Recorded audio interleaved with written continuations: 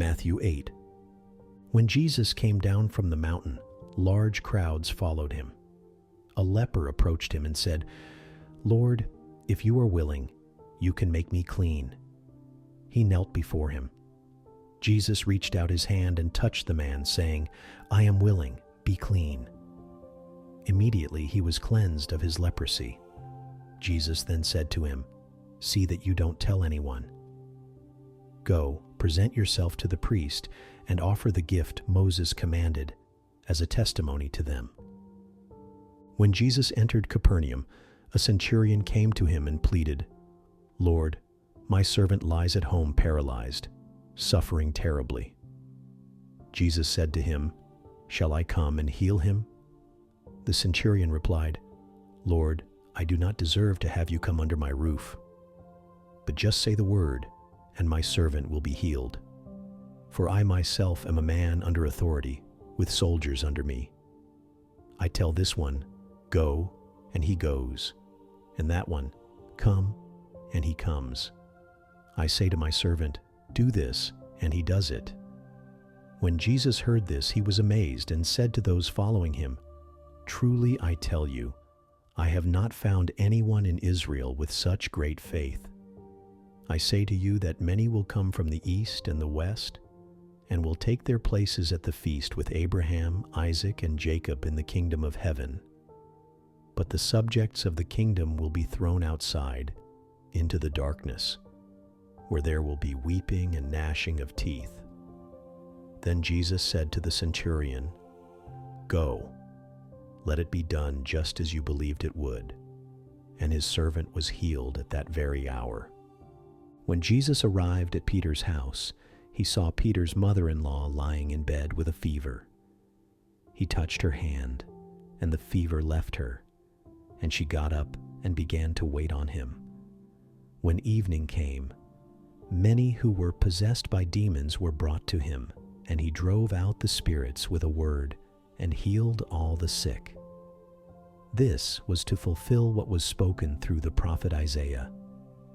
He took up our infirmities and bore our diseases. When Jesus saw the crowd around him, he gave orders to cross to the other side of the lake. A teacher of the law came to him and said, "Teacher, I will follow you wherever you go." Jesus replied, "Foxes have dens and birds have nests, but the Son of Man has no place to lay his head." Another disciple said to him, "Lord, first let me go and bury my father." But Jesus told him, "Follow me, and let the dead bury their own dead." Then he got into the boat, and his disciples followed him. Suddenly a furious storm came up on the lake, so that the waves swept over the boat. But Jesus was sleeping.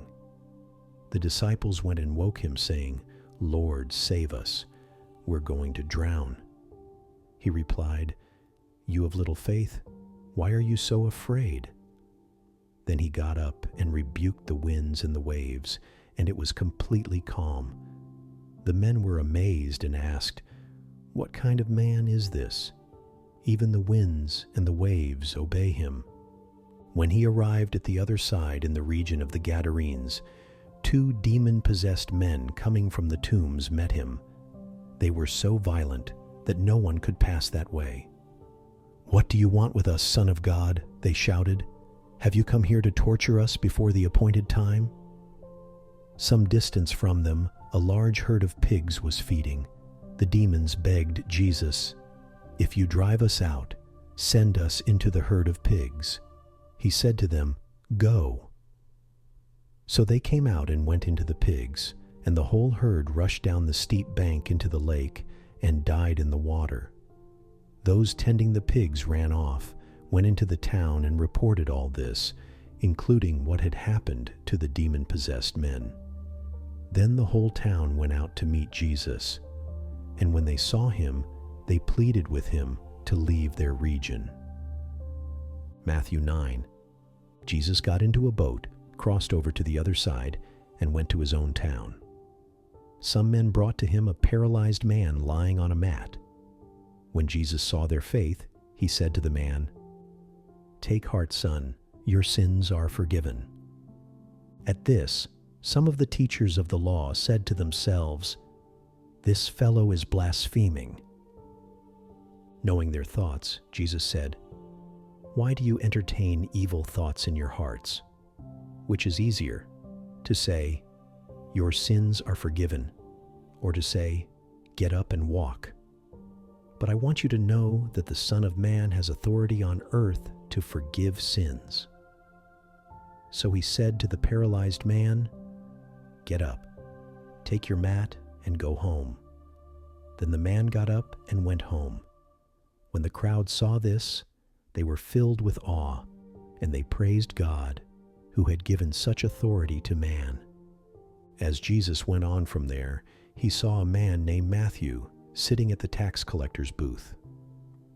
"Follow me," he told him, and Matthew got up and followed him. While Jesus was having dinner at Matthew's house, many tax collectors and sinners came and ate with him and his disciples.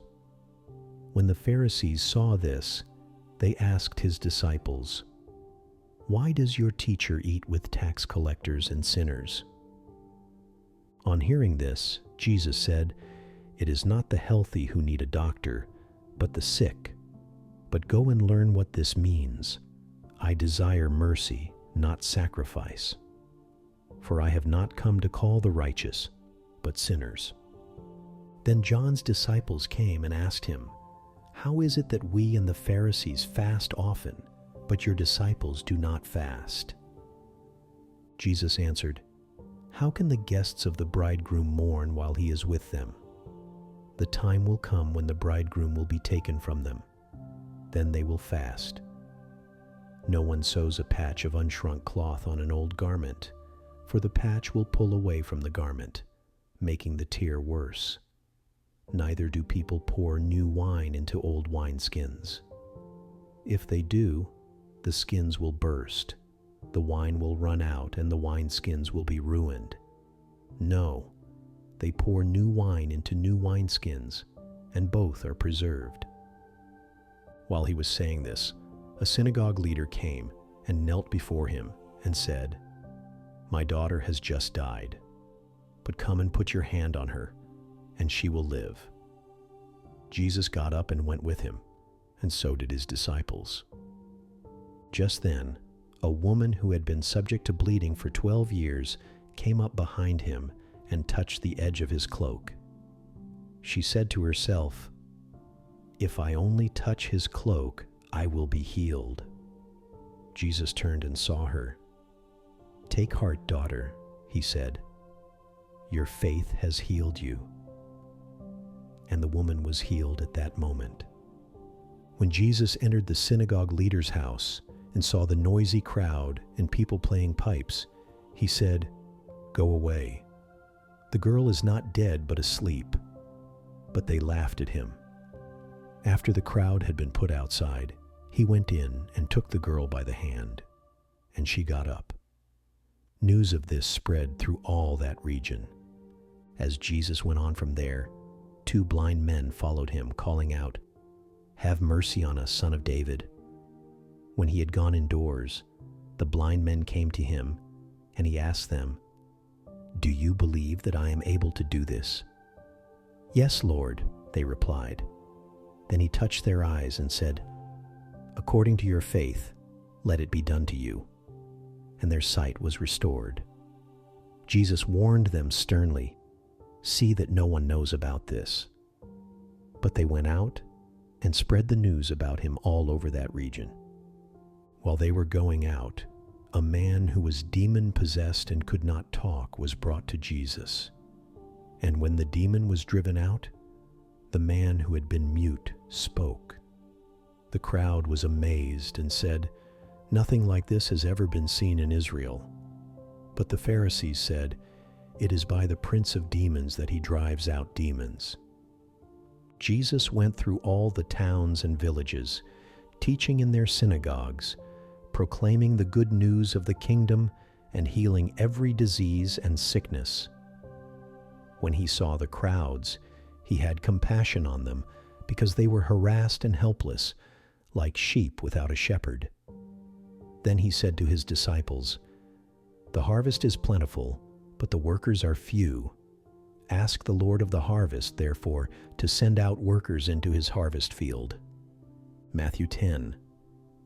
Jesus called his 12 disciples to him and gave them authority over unclean spirits, to drive them out and to heal every disease and sickness.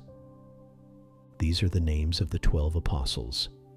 First, Simon, also known as Peter, and his brother Andrew, James son of Zebedee, and his brother John, Philip and Bartholomew, Thomas and Matthew the tax collector, James son of Alphaeus, and Thaddeus, Simon the Zealot, and Judas Iscariot, who betrayed him.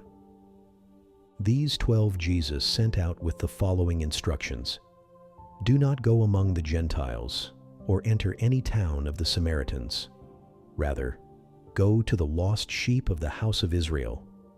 As you go, proclaim this message: The kingdom of heaven has come near. Heal the sick, raise the dead, cleanse those who have leprosy, drive out demons. Freely you have received, freely give. Do not get any gold or silver or copper to take with you in your belts, no bag for the journey, or extra shirt, or sandals, or a staff, for the worker is worth his keep. Whatever town or village you enter, search there for some worthy person, and stay at their house until you leave. As you enter the home, give it your greeting. If the home is deserving, let your peace rest on it. If it is not, let your peace return to you. If anyone will not welcome you or listen to your words, leave that home or town and shake the dust off your feet. Truly I tell you, it will be more bearable for Sodom and Gomorrah on the day of judgment than for that town. I am sending you out like sheep among wolves. Therefore be as shrewd as serpents and as innocent as doves. Be on your guard. You will be handed over to the local councils and be flogged in their synagogues. On my account you will be brought before governors and kings as witnesses to them and to the Gentiles. But when they arrest you, do not worry about what to say or how to say it. At that time you will be given what to say, for it will not be you speaking, but the Spirit of your Father speaking through you. Brother will betray brother to death, and a father his child. Children will rebel against their parents and have them put to death. You will be hated by everyone because of me, but the one who stands firm to the end will be saved. When you are persecuted in one place, flee to another. Truly, I tell you, you will not finish going through the towns of Israel before the Son of Man comes.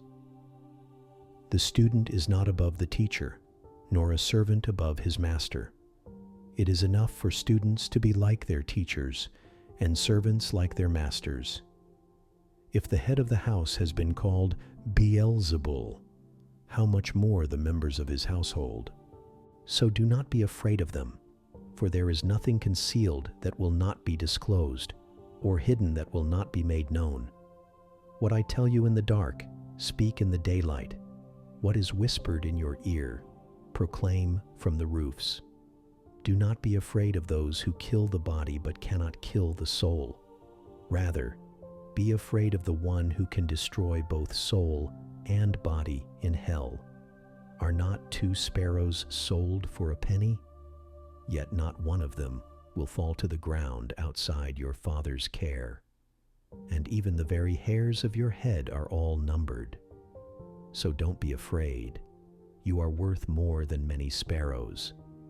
Whoever acknowledges me before others, I will also acknowledge before my Father in heaven. But whoever disowns me before others, I will disown before my Father in heaven. Do not suppose that I have come to bring peace to the earth. I did not come to bring peace, but a sword. For I have come to turn a man against his father, a daughter against her mother, a daughter-in-law against her mother-in-law. A man's enemies will be the members of his own household. Anyone who loves their father or mother more than me is not worthy of me. Anyone who loves their son or daughter more than me is not worthy of me. Whoever does not take up their cross and follow me is not worthy of me. Whoever finds their life will lose it, and whoever loses their life for my sake will find it. Anyone who welcomes you welcomes me, and anyone who welcomes me welcomes the one who sent me. Whoever welcomes a prophet as a prophet will receive a prophet's reward, and whoever welcomes a righteous person as a righteous person will receive a righteous person's reward. And if anyone gives even a cup of cold water to one of these little ones who is my disciple, truly, I tell you, that person will certainly not lose their reward.